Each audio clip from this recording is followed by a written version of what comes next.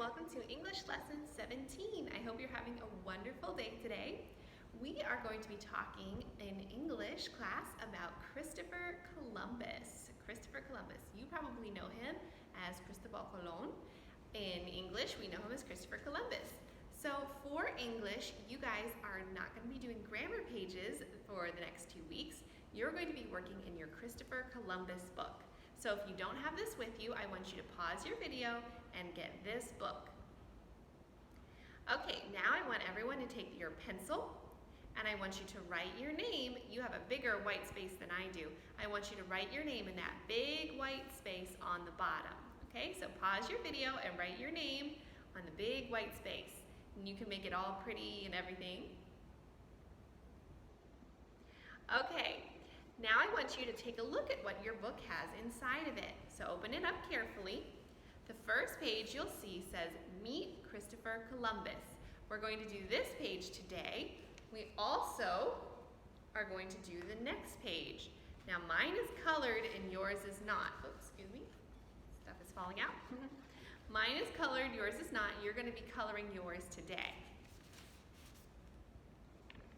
This is tomorrow's work.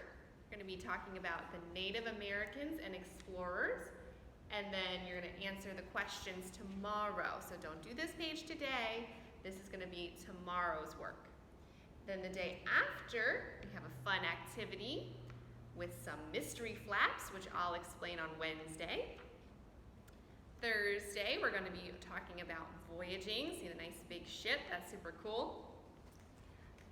Then we have on the next Tuesday, more about Christopher Columbus. We're going to look more specifically at him, and we're going to do some fun activities with him. And we'll do this next Wednesday. And then on the next Thursday, you see your book part has ended. You now have something, I dropped it on the floor, so I had to pick it up, called a flip book. This will be next Thursday and Friday. We're going to work on this flip book. You also have one extra page with these flaps. They're already glued into my book, but they're going to be glued into your book next week. So don't lose these papers, your flip book and the other paper that goes with it. Make sure you are keeping good track of those, take care of those so that you have them. Okay, let's talk about Christopher Columbus a little bit. He is very important, especially to Honduras, because he is actually the one who gave Honduras its name. Did you know that? We're going to talk more about that when we talk about Christopher Columbus next week, but he's actually one of the ones historians say that he's the one who named Honduras, as well as Gracias a Dios. And he came to Honduras in his 4th voyage in the year 1502. Let's talk about who he was. So I want you to open up your book to the first page that says Meet Christopher Columbus. We're going to read it together in English, paragraph by paragraph, párrafo por párrafo. But we're going to stop and I'm going to read it again to you in Spanish because I want you to understand it. Okay, so listen carefully and see how much you understand before I read it in English. Meet Christopher Columbus. Christopher was born in 1451 in Genoa, Italy. Christopher always loved the sea and dreamed of becoming a sailor. He read as many books as he could to learn about predicting the weather based on the temperature, wind, and clouds. He knew how to read a map, navigate a boat, read a compass, and all about ocean currents. Stop there. All right, I'm going to read that in Spanish. Do you feel like you understood a lot of it? Here it is in Spanish. Christopher nació en 1451 en Genoa, Italia. Christopher siempre amaba el mar y soñaba con convertirse en marinero. Leyó tantos libros como pudo para aprender sobre cómo predecir el clima en base a la temperatura, el viento y las nubes. Sabía leer una mapa, navegar en un barco, leer una brújula y todo sobre las corrientes oceánicas. Okay, we're going to keep going in English. Columbus showed his plans to travel west to find a faster route to China and the King and Queen of Spain. Let me read that again. Columbus showed his plans to travel west to find a faster route to China to the King and Queen of Spain. 7 years later, they gave him 3 ships for his voyage. The ships were named the Niña, the Pinta, and the Santa Maria. Stop there. All right, do you feel like you understood it? Let's see. Here it is in Spanish. Colón mostró sus planes de viajar al oeste para encontrar una ruta más rápida a China hacia el rey y la reina de España. 7 años después, le dieron trasneves para su viaje. Los barcos fueron llamados La Niña, La Pinta, y La Santa María. Okay, now we're going to keep going. The trip was long and rough. Many of the crew thought they were going to starve and wanted to turn back. But Christopher encouraged them to stay strong. On October 11, 1492, they saw land. It was an island in the Caribbean Sea. Columbus thought it was China, but it was really the Bahamas. He saw Native Americans too. When he returned to Spain from the New World with some gold, he was called a hero. Columbus ended up taking 4 voyages in all, exploring and settling areas in Cuba, Hispaniola, Central America, and South America. How did you do? Do you feel like you know what's going on? Let's see. El viaje fue largo y áspero. Muchos de los miembros de la tripulación pensaron que iban a morir de hambre y quieren volver a casa. Pero Christopher los animó a mantenerse fuertes. El 11 de octubre de 1492 vieron tierra. Era una isla en el mar de Caribe. Colón pensó que era China, pero era realmente las Bahamas. Vio a los nativos americanos también. Cuando regresó a España del Nuevo Mundo con algo de oro. Let me start that again. Cuando regresó a España del Nuevo Mundo con algo de oro, fue llamado héroe. Colón terminó realizando 4 viajes en total, explorando y asentando áreas en Cuba, la Española, América Central y América del Sur. Okay, so that is a little introduction to Christopher Columbus and how he got started with his expeditions. In our project, we're going to have some basic words that you're going to see a lot. And that's what this page is for. I want you to turn to this page now. We're going to talk about what each of these words mean. I want you to stop and put your name at the top of the paper, just like I have. Okay. Now we're going to talk about each word, and you need to write the definition for each word on the lines that are given there. So you can pause the video when I give you the definition so you can write it out on the lines.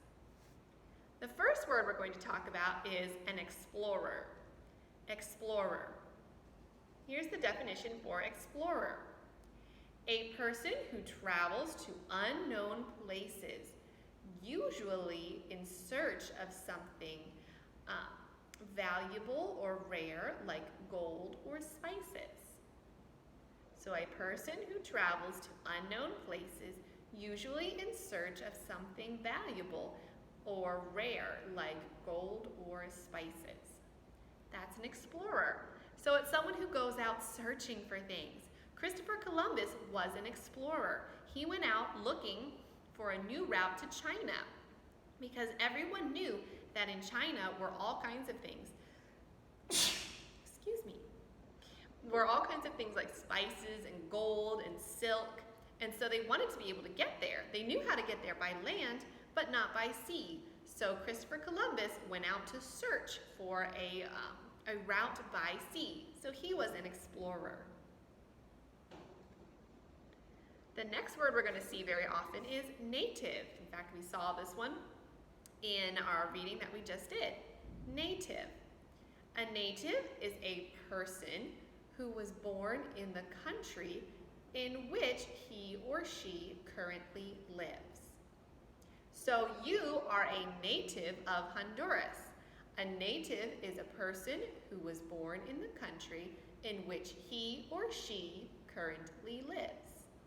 Okay, so a person que nació en el país en que ellos están viviendo.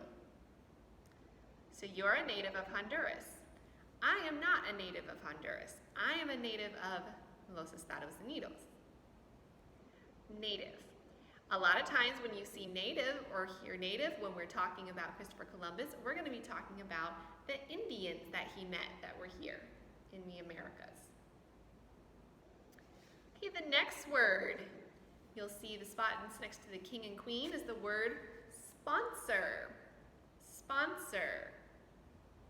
A sponsor is a person, country, or business that agrees to pay for a project or exploration in, I have to look at it. Okay. In exchange for new information, land, or valuables. So that's a person, country, or business that agrees to pay for a project or exploration in exchange for information, land, or valuables. So a sponsor, someone who helps someone out in that way, usually with money.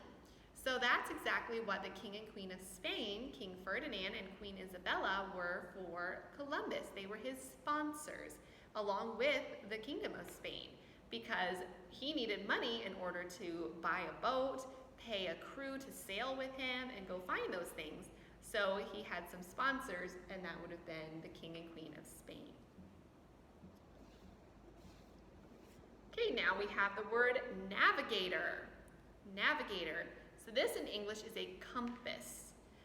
Compass.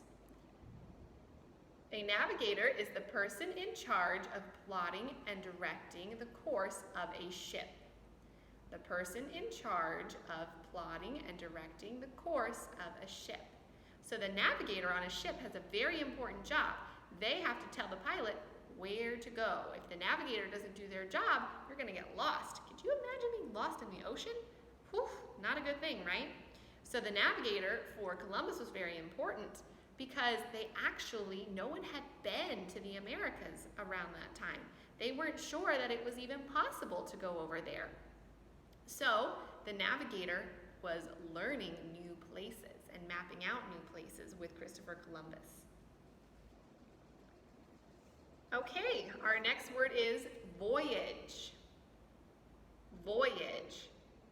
So a voyage is a trip by water, by air, over land, or through space. So basically a voyage is a trip. It's a trip by water, by air, over land, or through space. So a voyage is when you take a big trip. So when I go to the United States for Christmas, I'm going on a voyage to Los Estados Unidos. Usually we use it for big, big trips, not for small ones. Don't forget, pause your video so you can write those definitions down when they're up close to your screen. If you need to rewind and go back, go ahead. And the last word that we have is New World. New World. So what is the New World? The New World is the name sometimes used for North and South America.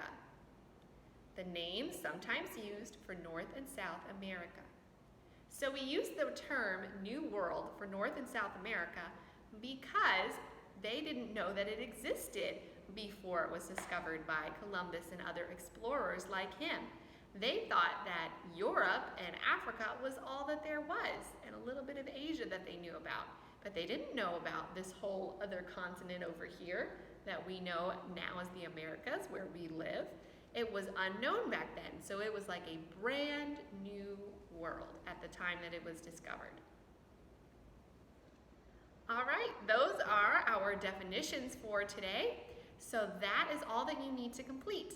Also, I want you to color your vocabulary page so that it looks nice and pretty. You can color it like mine, or you can do it totally differently. That's totally up to you. Have fun with it and be creative. And I hope that you guys have a wonderful day. I will see you in the next lesson. Bye.